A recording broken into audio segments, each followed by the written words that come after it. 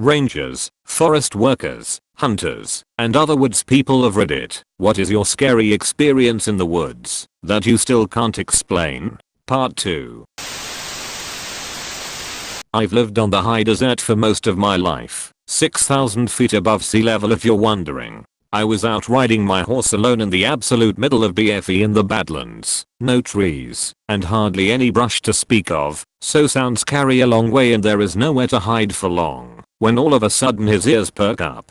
I feel my skin start to crawl, like we're being watched. My normally mellow gelding starts to panic. I start to feel really dizzy, and my horse stumbles. I black out. I come to an hour or so later about 3 miles away from the inciting incident still on my horse. He is frothing with sweat and shaking all over. I'm still not sure what happened. I had plenty of water and snacks. It was 65-ish degrees and breezy, so I don't believe weather or dehydration/hunger were a factor. I have never before or after had a fainting spell, and that was the most reliable, quiet horse I've ever owned. I now have a serious case of the heebie-jeebies again just thinking about it.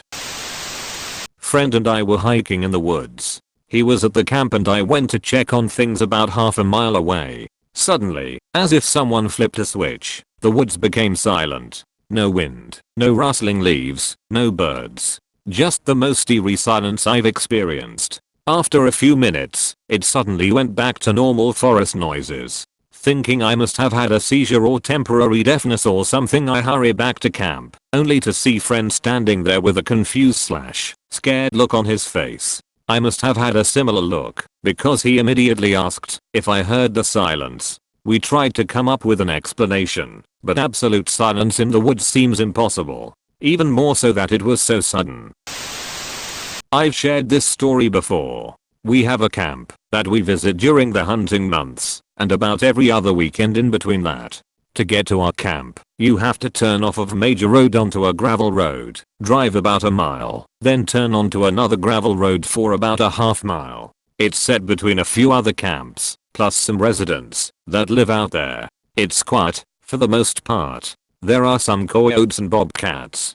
Bobcats are the worst due to their terrible scream. It sounds like a woman crying for help. There has also been a black panther and wild dogs. 2013 we were at the camp for Thanksgiving.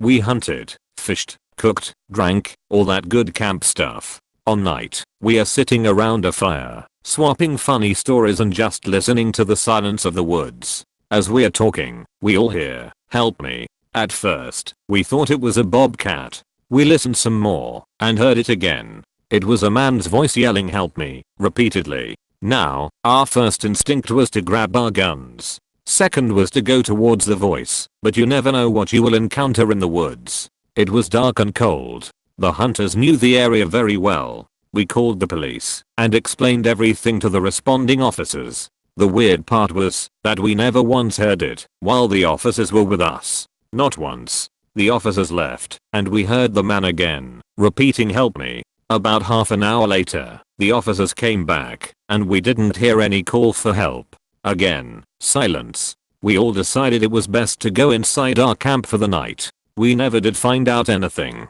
I've only been back to the camp once since then. Really freaked me out.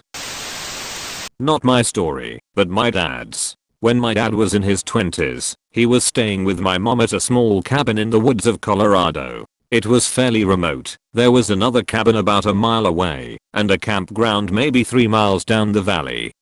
Late one afternoon, he was out fishing on a nearby river by himself. As the lights started fading, he decided to call it a day and head back to the cabin for dinner. As he was walking back through the woods, he got an eerie feeling that he was being watched, but he couldn't see anyone or anything.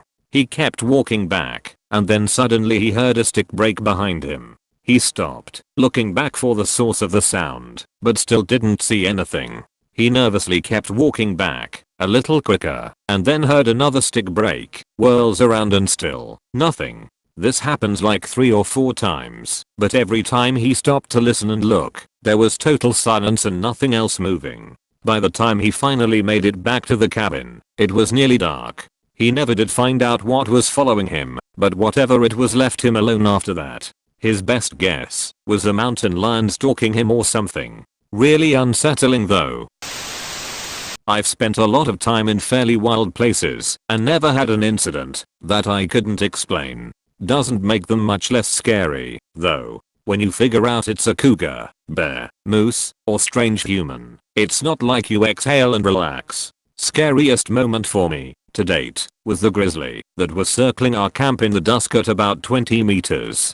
Packed my family into the car as fast as we could move, but it wouldn't have been fast enough if the bear had attacked. I really regret it. I feel that I failed as a parent, because it's only luck that nothing horrible happened. I don't think I'll ever forget seeing its green eyes bobbing and swaying in my headlamp. It briefly rushed our vehicle as we left too. Scary as F. I've lived in the Smokies most of my life. Anywhere I've lived in the Smokies, I've been completely surrounded by woods, naturally. One night at like 1 AM I was sitting on my porch drinking a beer. If you haven't lived out here, during the summertime, nature is loud. It isn't quiet. Cicadas humming, frogs belching, etc. It's like the ultimate white noise. While I was drinking my beer, I had noticed that everything in the woods had gone quiet, which is pretty easy to notice when you live here, because that doesn't happen. Suddenly, I heard the most terrifying noise I had ever heard about, I think maybe a good 30 or 40 meters away from me. It was a loud, shrieking, literally blood-curdling scream like shrill. It sounded non-human. It wasn't a mountain lion, because I've heard them before, and they're rare in the area I lived. I stood up, audibly said nope, and walked the F inside. That was the one and only time that ever happened. I still live in the same house, and still drink the same beer on the same porch. Couple good friends of mine fight fires, and in Wa State summer's business is usually booming. This year a fair-sized crew of about 10 of them are miles and miles deep into the Cascades doing dig lines. I'm talking like 60 miles away from anything, middle of nowhere. As they're hiking through they come to a clearing, and there's 2 landed Black Hawk helicopters, and about 7 fully armed military personnel. They all point their rifles at the fire crew and demand to know what they are doing there. My friend tells them they are doing fire digs and they are scheduled to be up there. They are told to turn around and forget that they saw anything up there. My friend says, but this is government work. We have to do this. This is our job. Military guy says, not today. You're done. Get the fuck out of here now. Some serious Chronicle type shit. I've never wanted to know so badly about what the hell was going in out there.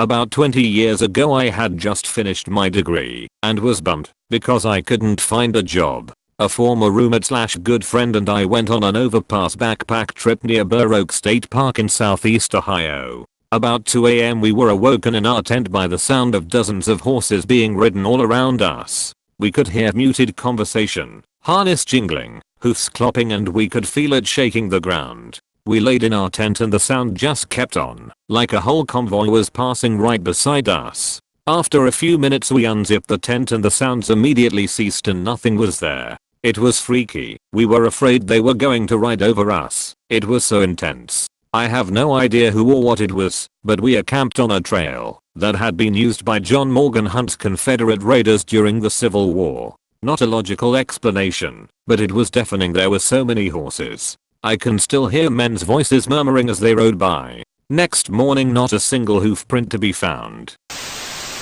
I live in South Spain, near some really ancient forest called Los Alcornocales, which has some kind of trees that are almost extinct and only grow here, and in another 2 or so places. It's a bit of a rocky terrain, and if you ever are walking on the forest and try to climb some rocks, you should be really careful, because usually you can have caves and hollow spaces under your feet and you can fall easily. So, my father and his friends usually go hiking on Thursdays, so they don't find anyone on the woods, besides maybe a shepherd or a forest worker, and on this day they decided to climb a really large and rocky hill. My uncle Frank remembered that when he was young he slept on a little cave when he went hunting and got lost, and he wanted to try to find that cave. After a few hours, they find the cave. It was covered in moss and grime, but it was really the same cave. One of my father's friend, John, tried to get as far as possible into the cave because he was in a really good shape and wanted to see all of it. The rest of them waited outside. Suddenly, John started screaming and calling for my father. He went inside and turned on his torch. Inside of the cave was a really weird shrine or something like that, with candles, 2 apples, bones, pieces of coal and ashes on the ground, a pair of gloves, a pot and a pan, etc. Everything looked really old and dusty and it was clear it hadn't been touched in a long time. My father went to the shrine and it had a little bowl, and when he looked inside, there was something that looked like human teeth. When they got out, they packed up all their things and got out of there really fast. My father refuses to hike around there anymore, and they started hiking on the other side of the hill and into the woods. All of this was really strange, and I've never heard of something like this before. I don't know anything about voodoo or this kind of things, but my father said it looked like some voodoo shrine or some stuff like that. If any of you guys know something like this, I would appreciate an explanation. If you enjoyed the video, please like and subscribe.